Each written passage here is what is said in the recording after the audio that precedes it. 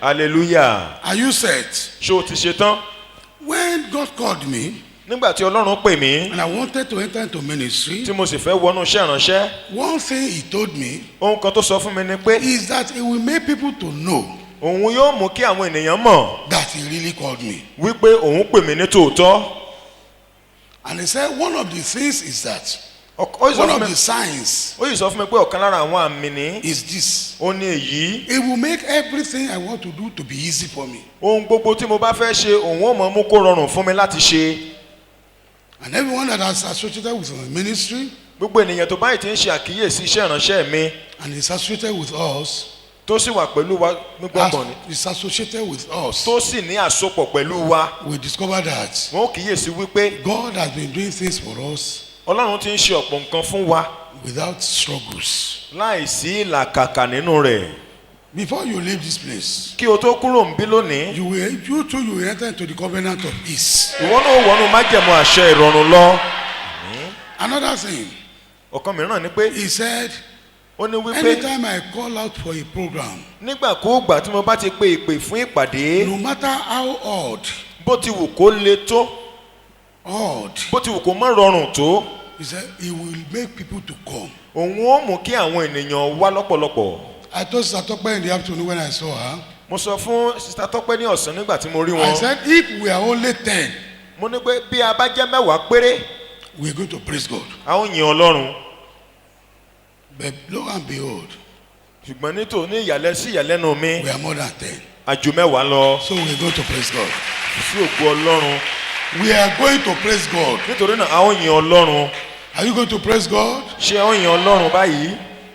The essence of this program, Iṣẹ́ pàtàkì ìpàdé yìí, the program was commissioned by the Holy Spirit ẹ̀mí mímọ́ ni ó fi ìpàdé yìí lọ́lẹ̀.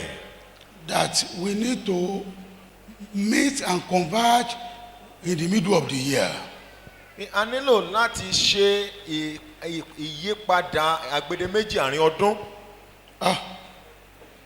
Joshua, so ráyè rẹ báyìí.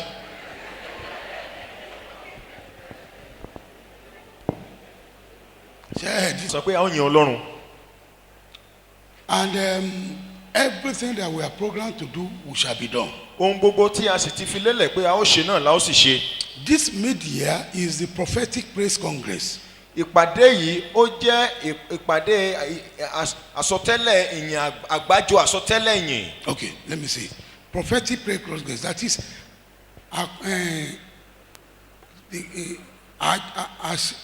àkójọpọ̀ ìyìn tó ní àsọtẹ́lẹ̀ wòlíì nínú, ìyìn tí àwọn wòlíì, ìyìn àsọtẹ́lẹ̀.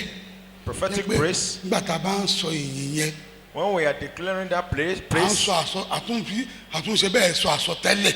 through that we are still prophesying. So àsọtẹ́lẹ̀ ó sì máa jáde sáyé ẹ. And prophecy will be going forth to your life. Kì í ṣe pé àwa ṣe entertainment rárá. We are not here to entertain. Àwa fi ìyìn. We have come to apply praise to settle our scores with God. A wá láti wá lo ìyìn gẹ́gẹ́ bí ohun ìlàjà pẹ̀lú Ọlọ́run. Láti yanjú gbogbo nǹkan tó wà pẹ̀lú àwa àtọ́lọ́run. Láti yanjú ohun gbogbo between us and God. We have to use praise A fẹ́ lo ìyìn yìí to conquer our enemies láti ṣẹ́gun àwọn ọ̀tá wa. and recover what they have stolen from us. Láti ti gba ohun gbogbo tí wọ́n ti jí padà mọ́ wa lọ́wọ́.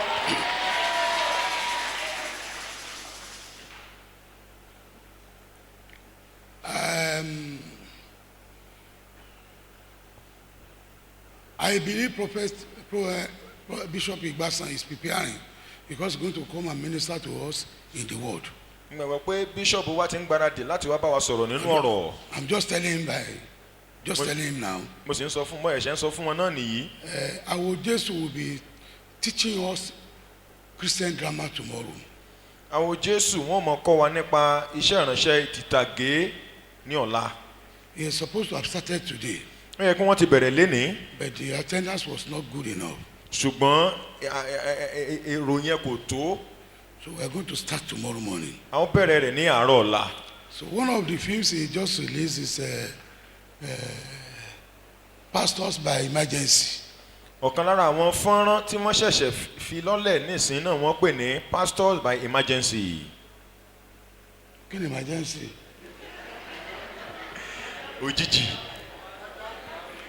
pàjáwìrì. pàjáwìrì. ìránṣẹ́ ọlọ́run pàjáwìrì. pastors by emergency. So Bishop Igbasan is the speaker by emergency. bẹ́ẹ̀ mo mọ̀ pé kankan kò sí nǹkan tó bá ẹ̀mí mọ́ ní emergency. bishop wa náà àwọn náà ó jẹ́ But let us olùbáwọ̀sọ̀rọ̀ look at pàjáwìrì. Psalm 137. Let's go to the word of God, the book of Psalm 137. While I was about preaching, bí mo ṣe ń múra láti wàásù, my wife came in. aya mi wọlé. She just strolled in. mo wọlé wá. I didn't expect that she would be able to attend. mi ò lérò pé wọ́n ò lè ní agbára láti darapọ̀ mọ́ wa nírọ̀lẹ́ I yìí. specifically told her to go and rest. mo dìídì sọ fún wọn wípé kí wọ́n lọ sinmi ni. But whenever she hears the praises of God, ṣùgbọ́n wọ́n wà ń bí yìí láti yan Ọlọ́run. ní gbogbo ìgbà tí wọ́n bá ti gbọ́ pé yin Ọlọ́run, Every time she hears that they are praising God, wọn ìfẹ́ mọ́ wà ń bẹ̀. she doesn't always want to be absent. Psalm 137.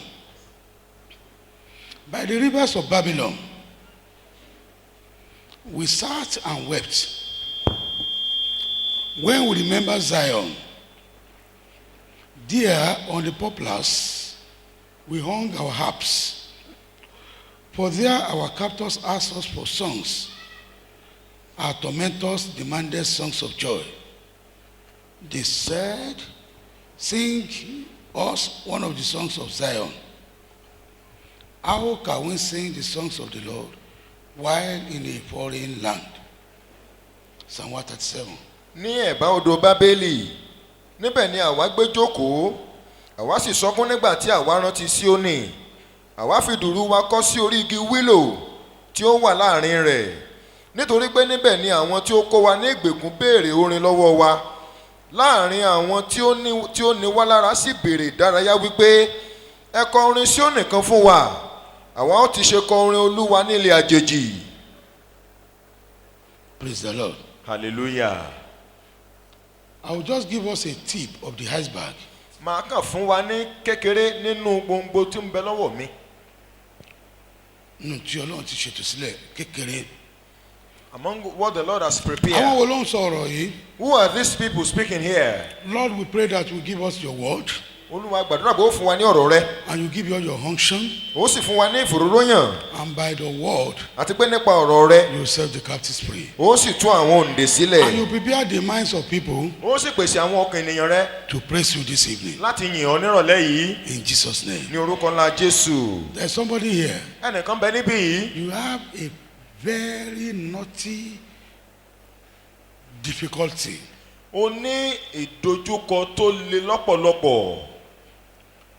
Ó le koko, ó sakoko. You are looking and say, you may be thinking that you need to pray for 7 days, fast for 7 days. But the Lord asked me to tell you that you should praise Him vigorously as you will have fasted and prayed 7 days, and your problem is over. Olúwa ní pé kí n sọ fún ọ wípé bí ìdojúkọ tó ń dojúkọ náà ti le koko tó ṣe ń ronú wípé ó gbààwẹ̀ fún ọjọ́ méje wàá sì tún gbàdúrà pẹ̀lú rẹ̀. Olúwa ní kí n sọ fún ọ wípé bó o bá lè yìn mí bó o ti ṣe lè gbààwẹ̀ tó o sì lè gbàdúrà fún ọjọ́ méje tó o sì lè jó níwájú mi dáadáa màá yanjú ìṣòro náà níwájú rẹ. By the rivers of Babylon, Létí odò Bábélì we sat níbẹ̀ ni àwa gbé jókòó and wept. àwa sì sọkún. This thing is coming from the children of Israel Ọ̀rọ̀ yìí ń jáde láti ọ̀dọ̀ àwọn ọmọ Ísírẹ́lì wá that were taken to captivity. tí a ti kó lọ sí ìgbèkùn. And when they were taken to captivity, Nígbà tí wọ́n sì kó wọn lọ sí ìgbèkùn, something happened to them. ohun kan ṣẹlẹ̀ sí wọn. They hung their harps. Wọ́n fi ohun èlò orin wọn kọ́. All their instruments, they hung it. Ohun gbogbo ohun èlò orin wọn ni wọ́n fi kọ́. What they used to apply to praise God, they hung it. Ohun tí wọ́n ń lò láti mú orin àkọ sọ́lọ́run dùn wọ́n fi kọ́ sí orí igi. It was no longer useful. kò wúlò fún wọn mọ́. So they hung it. wọ́n fi kọ́. There and then, láti ibẹ̀ náà lọ. the enemies told them, their captors told them, àwọn òǹdè wọ́n sọ fún wọn wípé. àwọn tó kó wọn lé ẹrú, àwọn tó kó wọn ní ẹrú sọ fún wọn wípé. ẹ wá kọrin ìlú yìí kan fún wa. come and sing one of your songs for us. ẹ wá kọrin ìlú yìí kan fún wa. come and sing one of your city songs for us. èmi mọ̀ pé níbo yìí ó yẹ káwọn ọmọ Israẹli mọ̀ pé àwọn ọ̀tá ti ṣe mistake. here the children of Israel should also observe that the enemy has made a mistake. bẹ́ẹ̀ náà làwọn ọ̀tá máa wò pé ńgbà míì tó bá ń yin Ọlọ́run. so also enemies will also think sometimes when you praise God. pé ńgbà tó bá ń yin Ọlọ́run whenever you are praising God. when you are praising your God. wọ́n á rò pé bóyá òun ṣe entertainment ni. they will think you are only entertaining. wọ́n á mọ̀ wípé agbára ni. they don't know that it is power. báwo ni ìbá ṣe wù mí. how will it have been for me. àwọn tí wọ́n kó àwọn èèyàn wa ní Boko Haram ní Sambisa kí àwọn Shekawa and co kán wá kó instrument fún wọn keyboard fún wọn ìlú fún wọn kán ní ó dáná ẹ máa kọrin Tọ́pẹ́ Àlàbí ṣé n pé wọ́n ṣe mistake tọ́lá wọn rò pé àwọn fi wọ́n ṣe yẹ̀yẹ́ ni wọ́n rò pé àwọn fi wọ́n ṣe yẹ̀yẹ́ ni orin yíyẹn tiẹ̀ wá kọ́ fún wa Olúwa o tẹ́ bá ní kó wá kọ orin yíyẹn tẹ́ rò pé wọ́n fẹ́ fi ẹ ṣe yẹ̀yẹ́ káwọn ọ̀tá wa ní kó wá kọ́ wò mo ti wo orin tí màá kọ́ ń bẹ̀ yẹn tọ́lá wọn rò pé mo ṣe entertainment ni nígbà tí n bá kọ́ dégbè kan bá sọ pé lórí ọ̀rọ̀ mi ìyàlọ́ ta ó jẹ́ gbẹ̀yìn òun bá kọ̀ yẹn. I will sing that over my sẹ́mi báwo ò ní gbọ́n tí mò ń wí. enemies will be punished. wọn à ní mọ̀ tí mò ń wí. they won't know what I'm saying. Praise the Lord. hallelujah. ṣé bí wọ́n rò pé mo entertain ni. they will think I'm only ṣé entertaining bí wọ́n rò pé them. wọ́n fi mí ṣe yẹ̀yẹ́ ni. orin mi wà tí ìbá tún kọ. then there is another song I will have sing. ṣé báwo ò ní gbọ́n tí mò ń wí. no they wouldn't understand what I'm wọn ò saying. gbédè mi. they don't understand my language. ogun Íjíbítì pàdé ogun Ọlọ́run. the Egyptian war. wọ́n kábàámọ̀ the Lord. wọ́n kúkú ẹlẹ́yà kò sọ́run tó bọ́lọ́run tẹ̀ tó lè gbè fún. no one fight with the ogun Lord. Ọlọ́run pàdé ogun ayé mi. àwọn náà sì máa jó wọ́n rò pé mo entertain ni. then they will also be dancing and think I'm only entertaining them. Praise the Lord. hallelujah. lórúkọ Jésù àwọn ọ̀tá ẹ̀ á ṣe mistake. your enemies will make mistake in Jesus name. tí ẹ̀ kọrin Ọlọ́run rẹ yẹn fún wa ná. sing the songs of your God for us. tí ẹ̀ kọ fún wa ná. sing it for us. àwọn ọmọ pé ìgbà tí wọ́n bá ń kọrin Ọlọ́run wọn yẹn. they don't know that whenever they sing the song of their Lord. wọ́n ń pe Ọlọ́run sọ̀kalẹ̀ ni. they are calling down God. because tó bá ti pe Ọlọ́run sọ̀kalẹ̀. because once they call down God. presence ẹ̀ á sọ̀kalẹ̀. the presence of the Lord will descend. Ọlọ́run ò sì sọ̀kalẹ̀. and the Lord don't always descend. kó mọ̀ sí ipa rere kí ó mọ̀ sí ipa kan tí ó ṣẹlẹ̀. without any impact. for example fún àpẹẹrẹ. tí Ọlọ́run bá fẹ́ sọ̀kalẹ̀. when the Lord is ready to descend. iná ni yóò kọ́kọ́ ṣáájú rẹ̀. he will send fire before him.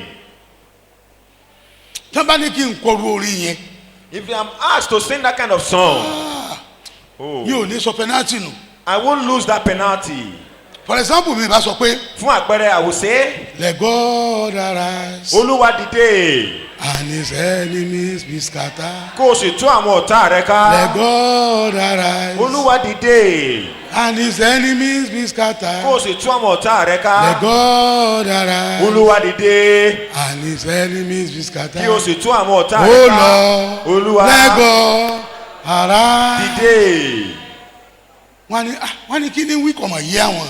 But what is he saying? We don't wọ́n tún understand. wọ́n máa ṣe yẹ̀yẹ́. They will still be tí making Ọlọ́run bá sense. dẹ̀ fẹ́ sọ̀kalẹ̀. And when the Lord is ready to descend, àwọn dispatch riders síwájú. he will send àwọn his, tí ń gun musẹ́kù gbùrùgbù he síwájú. will send his back riders forward. iná ló dẹ̀ ń ṣáájú rẹ̀. And fire always go before kí him. Ọlọ́run gan ó tó dé. So before the Lord himself àwọn appear, ọ̀tá ó ti túká. enemies will have scattered abroad. àwọn ọmọ Ísírẹ́lì wa sọ pé bóun lè ṣe sọ pé káwa máa kọrin Ọlọ́run nílẹ̀ àjòjì kájé ká kọ́ nílẹ̀ àjòjì. The children of Israel now started murmuring that how will you be asking us to sing the song of our Lord in the land of the tá a bá lè strange kọ́ nílẹ̀ land? àjòjì ọ̀tá ó túká ni. If we can sing that song in a strange land, then the enemy will scatter. number 2 tí mo lẹ́yìn bíi èkejì tí mo ní. ẹ̀kọ́ kan tí mo tó kọ́ ń bí ni pé Another lesson I learned here. máa kọ́ Learn láti yin Ọlọ́run to praise God kó o má bàa yin Ọlọ́run. so that you will not praise God. Yorùbá ní Yoruba says, má jẹ awújẹ mi ò mọ èbó rẹ o kó o má bàa jẹ kó o lè bàa jẹ awújẹ. Seed kan wà fruit kan wà tán pè láwújẹ mi ò mọ èbó rẹ. there is a seed. Ṣẹ́ni tó bá ń wò báyìí When you look at that seed, wàá rò pé ó ti pọ́n ni you will think the seed is ripening. kó o rẹ̀ mọ̀ pé kò tí ì pọ́n. And you won't know that the seed is not yet ripe. So tó o bá fẹ́ jẹ awújẹ If you want to eat that seed, fruit that fruit, má kánjú lọ jẹ. don't be so hasty at eating it. Tó o bá lọ já If you pluck it tó o ṣínú ẹ̀ and you open it, kò tí ì pọ́n. you will discover that it is not Olùwàbá yet bá sọ fún ọ ripe. pé má jẹ awújẹ Now don't eat that fruit kó o lè bá a jẹ awújẹ. so that you can still have it and eat it. So èmi náà wá sọ pé Now I learned that. yin Ọlọ́run ní àkókò tó yẹ Praise God at the right kó time o má bàa yin Ọlọ́run. so that you will not praise God. Mo lán látọ̀dọ̀ Oore-Ọ̀fẹ́ Williams ni o òun ló máa ń kọ táìtù fíìmù tí ó lójú pọ̀ báyìí ẹ máa wò pé àwò Jésù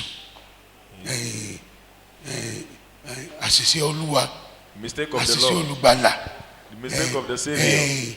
àṣìṣe Olùgbàlà The mistake of the Savior. ẹ̀yin náà mo gbọ́ táìtù yẹn You to imagine that title. kò dàbí àwọn home video wa àsìn tẹ́gbẹ́tẹ́ bá ti gbọ́ fíìmù báyìí ẹ ti mọ bí yóò ti bẹ̀rẹ̀ ẹ ti mọ bí yóò ti parí It's ló not yàtọ̀ like sí our Christian own kìíní videos now that you've already known the beginning and the end.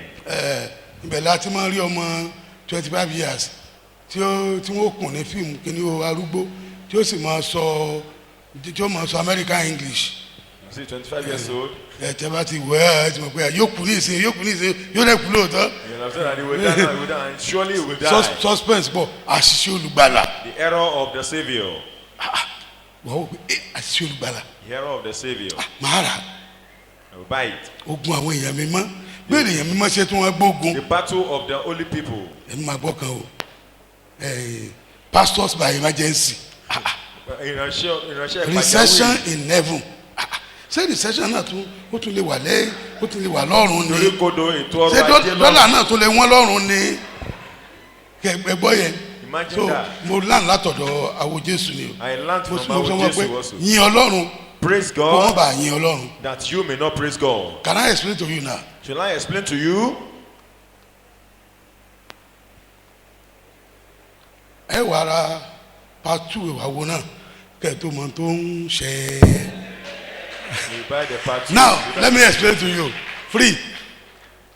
ṣé o ní Ìkẹta, àwọn àkókò tó bá ti gbọ́ jí láàárọ̀ once you wake up in the morning, ó yẹ kó yin Ọlọ́run you ought to praise God. tó bá fẹ́ jẹun If you want to ó yẹ eat, kó dúpẹ́ lọ́wọ́ Ọlọ́run you're supposed to thank Him. tó bá fẹ́ jáde lọ bí iṣẹ́ If you want to go out to your ó yẹ kó work, yin Ọlọ́run. you're supposed to praise God. sórí àwọn tí wọ́n yin Ọlọ́run gbà tí wọ́n jáde lọ bí iṣẹ́ Those that fail to praise God when they are going to their tí place of work, ó ti rẹ̀ wọ́n that they are so pé tired, Ọlọ́run understand Ó tí yé wọ́n bá ń Ọlọ́run. dojú ọ̀nà on their way to the work ní bá dé ojú ọ̀nà, tí ọ̀kadà bá gbá wọn if they were hit by the bike tí wọ́n bá gbé ẹdẹ gbóbì and they get them to Bogu, tí wọ́n bá ká ẹsẹ̀ wọn rọ̀ báyìí and they hang their leg, wàá mọ̀ gbọ́dọ̀ pé Olúwa mo dúpẹ́ you hear them say, Lord, I thank you. ikú tó bá fẹ́ pa ni The death that Tó bá wants to ṣì kill ní fìlà, someone and open ó the yẹ ká car, dúpẹ́ we ought to praise God. àràsán Thunder breaks, afẹ́gùn fẹ́ wind blows. Olúwa mo dúpẹ́ Lord, I thank you. Olúwa mo dúpẹ́ Lord, I thank you. Olúwa ẹ tóbi Lord, you are great.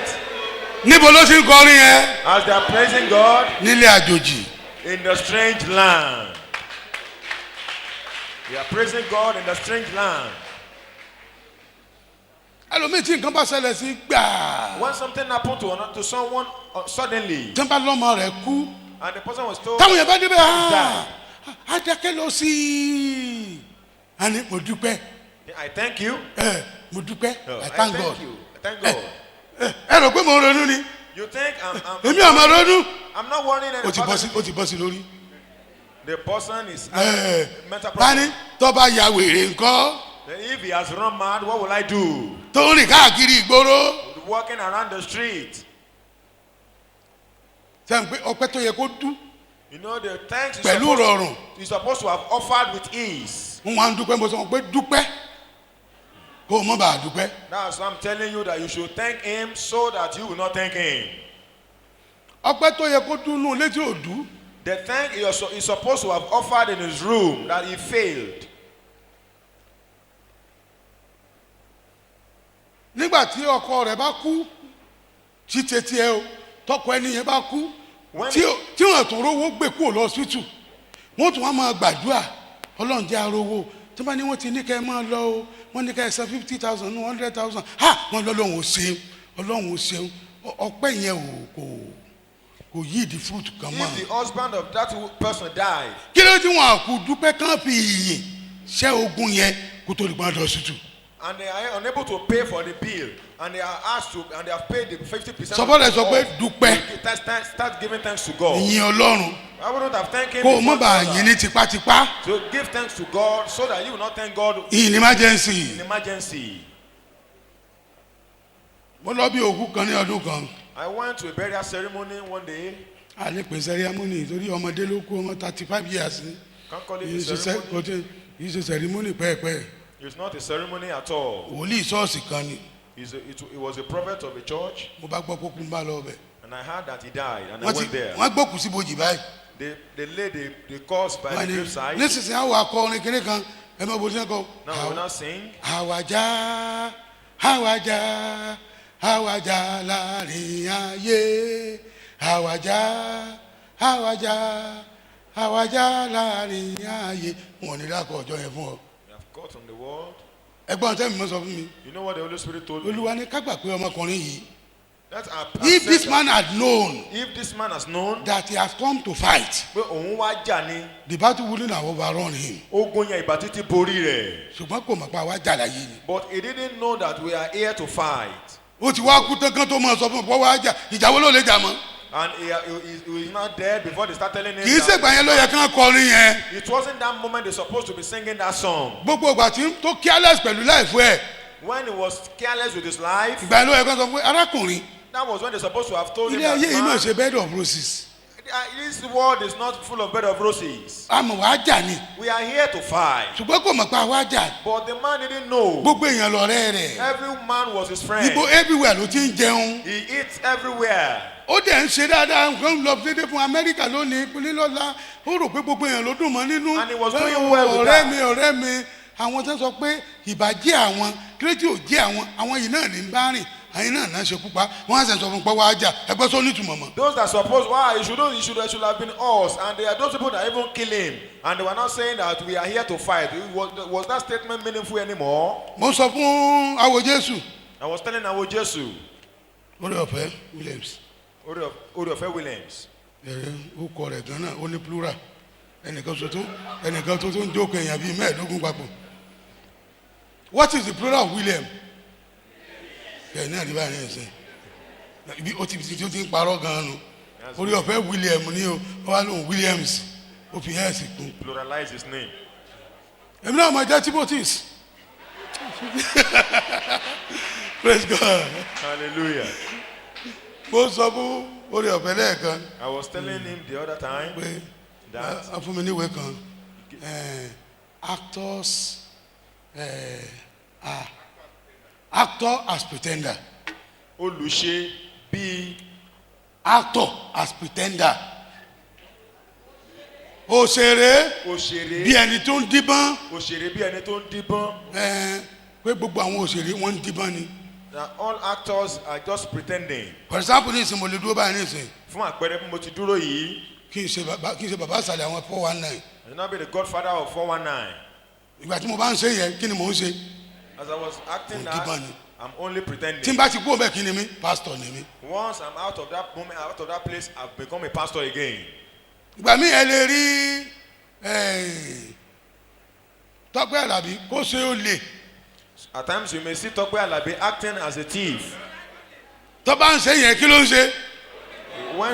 When she acts that, Mo wá she's sọ fún only Oore-ọ̀fẹ́. pretending.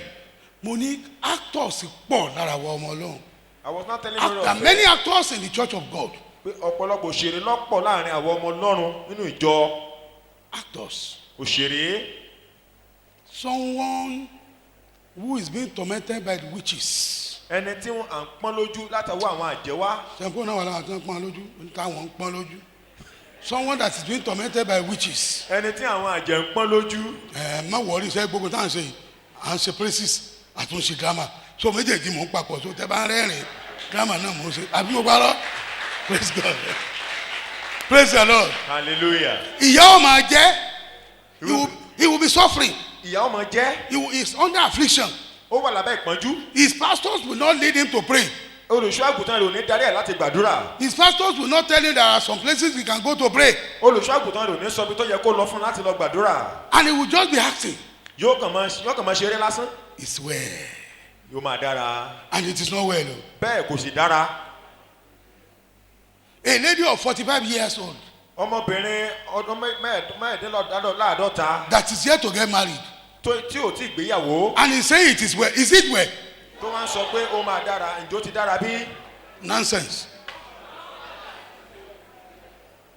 So a lot of us are acting. ọ̀pọ̀lọpọ̀ wa là ń ṣe òṣèré. A lot of us are passing through afflictions. ọ̀pọ̀lọpọ̀ wa là ń la ìlàkọjá ńlá kọjá. Instead of us to tell our people that, do you know where I can pray? nígbà tó yẹ ká béèrè pé jí ọmọ bíi tí mo ti lè lọ gbàdúrà bí. He will be acting. yóò máa díbọ́n. Oh, no problem. kò sí wàhálà kankan. Heaven is our home. ọlọ́run ọ̀run nílé wa. Ṣé ìwọ nìkan lọ́ọ̀ lọ́run? will you be the only one to go to heaven? Èmi ò ní lọ́run ní òpọ́njú. I want to go to heaven in affliction. So I don't want you to be acting. mi ò fẹ́ kó o máa ṣeré. Kò máa díbọ́n. mi ò fẹ́ kó o máa díbọ́n mọ́. When it is time for you to open your mouth and pray, please pray. nígbà tákòkò bá tó fún ọ láti gbàdúrà Because dáadáa. Jehoshaphat prayed. nítorí pé Jehoshaphat gbàdúrà. There are some prayers you can pray by asking questions. àwọn àdúrà kan bẹ tó o lè gbà nípa bíbéèrè. Ọkàn máa béèrè ní ò gbàdúrà. you will just be asking and Pé not praying Olúwa, that Lord. ṣé wọ́n kọ́ ló ní ayé àti ọ̀run ni? are you not the one that owns heaven and earth? Ṣé ẹnìkan wà tó o dá tó o lè pa ni? is there someone you Question you ni cannot àbí kill? ẹgbẹ́ sàdúrà ni. all those ones are questions. are they Ṣé o prayer? máa wò mí níran káwọn ará bí o máa fi mí jìyà ni? will you not be looking Ṣé at me sàdúrà who nìyẹn? torment me? Ẹ dá mi lóhùn. are those prayers? Ìbéèrè ni. all those ones are questions. Ó wà nù Báíbù bí. it's in the word of God. Nígbà tí prophet Musa ń pe bàbá yìí ní prophet ẹ̀ wá sànú mi báyìí. Wọ́n máa lọ gbóhùn pẹ̀lú náà lórí máa gbérí òkè o. Bishop Ìgbàsàn bá bẹ̀rẹ̀ sí ẹ mọ̀ pé àwọn kankan wà tí kì í ṣàdúrà ìbéèrè ni. there are some things that they are just ordinary questions and not prayer. Olúwa ṣé ìjọ kan mo ń wòlé Olúwa nígbà tí mo kà bí Acts of Apostles níbi tí áńgẹ́lì kan ti kan Hẹ́rọ́dù nípò tí sì jẹ́ wọ́n ní Olúwa áńgẹ́lì tí máa gbà yẹn ń kó tó wà ní Ministry of Ìkó ṣé kò sí ń bẹ̀ mọ́ ni. I was now asking the Lord when I read the part in the book of Acts where angel knock Herod. I was now asking that angel that was in the ministry Ẹgbẹ́ of sàdúrà knocking. nìyẹn. Is he not there again? Now tell me, is So that tó bá prayer or dàsìkò yẹn question? wàá lanu rẹ máa béèrè. You have to open your mouth and ask. Sàn mi ń bá mi sọ̀rọ̀ kan jọ̀kan ní dádì. Daddy. Daddy, I want to ask you a question mo fẹ́ bí ń lè béèrè kan. and I know you can afford it. Mo sì mọ̀ pé ẹ lè dá mi lóhùn. I want to ask you to do something. Mo fẹ́ sọ fún yín pé kẹ́ ẹ ṣe nǹkan And kan. it's just a question, sir. Ìbéèrè ní sa o. And I know you can afford it. Mo sì mọ̀ pé ẹ lè san, ẹ lè ṣe. Apá yín ká. Apá yẹn Ṣé ká. àwọn pé ó ti kó nǹkan sí mi lẹ́sẹ̀? You know, he has tied something. Ṣé wàá sọ pápá mi ò ká ni? Mo ní yes, yes, I can't yes. afford it any longer. I say yes. Nígbà tó sọ tó fẹ́ béèrè báyìí. When Mo he ní asked what he wanted to ask, ìwọ ọmọ yìí. say you this boy, Bẹ́ẹ̀ mo sọ pápá mi ká. and I've told you I can afford Ìwọ it. náà lè béèrè. You can also ask, Olúwa ṣé apá rẹ ò ká ọ̀tá ni? who is your hand? Can't you afford to enslave my enemy?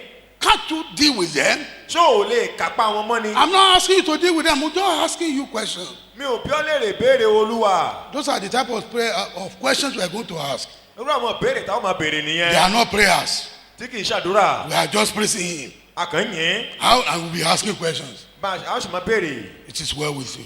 Yóò dára fún wa. Join us with me as we welcome Bishop Igbasan once Ẹ again. máa darapọ̀ mọ́ mi mímú tí ń pe bíṣọ̀bù wa bọ̀ sórí pẹpẹ.